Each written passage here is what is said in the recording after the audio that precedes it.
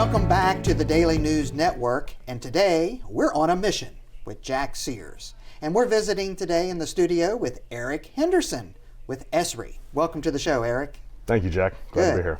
So we're on a mission here, Eric, to learn more about you, your business, Esri, and what you guys are up to. So the floor is yours. Great. Well, thank you very much. I appreciate it. I've been a kind of a career railroader and GIS guy most of my life, and found it through going to college here in Jacksonville. I went to JU, got a geography degree. Excellent. Never thought I'd use it on the railroad, but found my way to CSX about 15 years ago and started mapping the railroad, learned how to use their technology, modern technology. Okay. You know, the railroad's a fascinating place. It's a line of business that still operates today the way it was founded 200 years ago, right? We moved product from one place to another. There's not a lot of industry that significantly hasn't changed in the way their business model works. Right. And so being able to bring technology like drones and GPS satellites and laser scanning equipment to the railroad is fascinating. I fell in love with the technology, and being able to apply it to the rail is excellent. As you and I were talking before the show, you know, my family has a railroad background. Sure.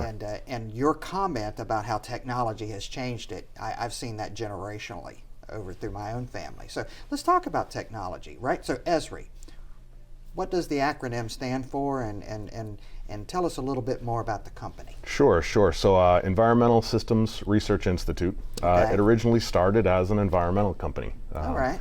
And over the years has adopted to all of the different industries all over the world.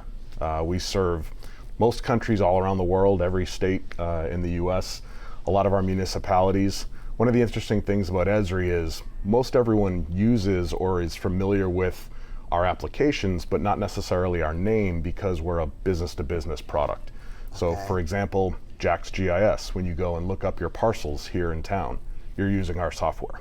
That underlying mapping information that you click on your parcel and up pops all the information, and you can scroll around and query the map, that's all our technology. Okay. You see it as the city's website. We're in the background supplying that information to them.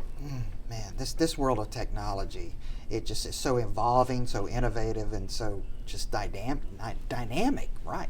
So in addition to the environmental work, Esri, any other types of businesses that you reach out and engage with? Sure. So I started with Esri. I was a customer for over 25 years, using their technology. And about a year ago, they reached out to me. My background is in rail and transit agencies, and they wanted me to come in and help run their rail and transit markets. Okay. And so my reach is actually all railroads and transit agencies in the world.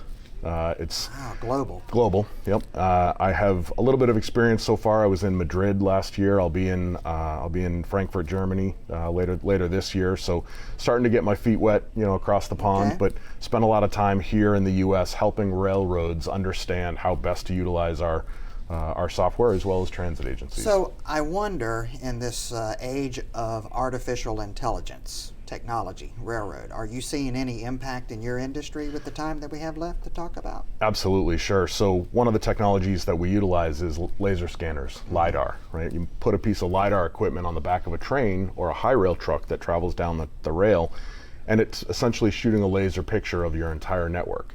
Wow. Well, some of the Class 1 railroads have over 20,000 miles of network.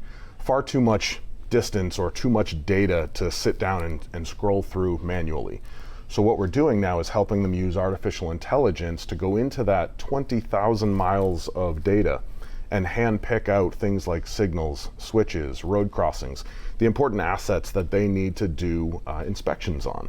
And so we're training the computers to recognize failures in those assets. So instead of a single inspector rolling by once a week, you're now, every time that laser goes through, we're training that computer to look for anomalies. Wow. You look for failures and try and predict failures before they happen. Wow, I tell you what, that is absolutely incredible. Well, this is a fascinating business that you're in, and you've got a fascinating story and a great company. How would our listeners learn more about Esri and you and your company? Sure. Our website is esri.com. Okay. And then on that page, we have a list of all of our industries. My industries are the railroad and the transit market. So if you're interested in any other industries where digital mapping could help, you could select those industries, or in that industry list, pick railroad or transit. Outstanding. Well, listen. Well, thanks for joining us today on the show. You truly have provided us with mission-oriented understanding of something very unique and innovative. So thank you, Eric. My pleasure. Great to be here. That's it, folks. That's what we have for you today on A Mission with Jack Sears here at the Daily News Network. If you'd like to learn more about Eric, his company, and a lot of other things that are happening right here in our community, be sure to visit us at thedailynewsnetwork.com. Until we get together next time, stay well, stay healthy, be safe, and always treat other people the way you'd like to be treated.